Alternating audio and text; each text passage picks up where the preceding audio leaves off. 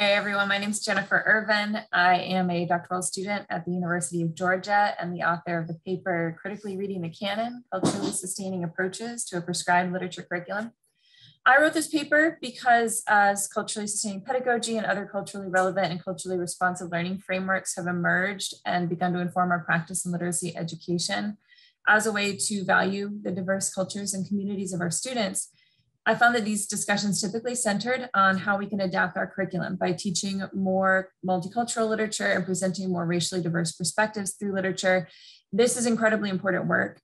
And yet in my own teaching context, I did not have the autonomy to change which books I was required to teach. I was given a prescribed curriculum, as many literature teachers and literacy teachers are. So I wanted to consider through this literature review how teachers working with their required curriculum might be able to work toward culturally sustaining pedagogies and enact some of these culturally affirming practices within the constraints of a required curriculum or while teaching from the canon. And I just want to share you guys a little bit about my paper.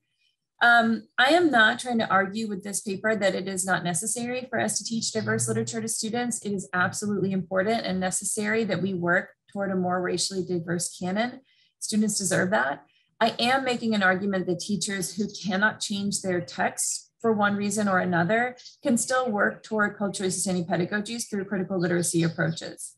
So I gathered literature on this topic, collecting pieces that discuss culturally responsive teaching or critical literacy while teaching the canon or while teaching from a required text list. And I organized my findings into strategies that classroom teachers might be able to use through the lenses of critical literacy and culturally sustaining pedagogy.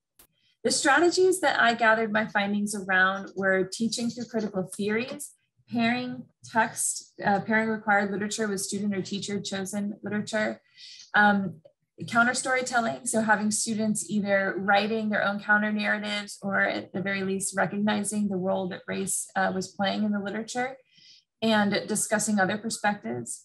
Engaging students in a collaborative discussion where they could sort of learn from and with one another and assessing their understandings in unique ways and making room for unique and diverse perspectives and analysis of the literature. One note that I want to make sure I highlight in this work is that it's important when we begin a discussion of how to critically analyze racially diverse literature that we begin with a reflection of ourselves and our own perspectives and our own biases that we may be bringing to our interpretations.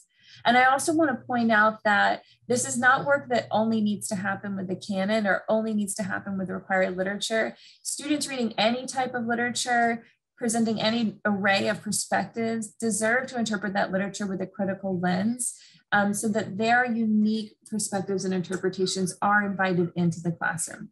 I hope you'll read this work and I hope you'll find it helpful in your practice.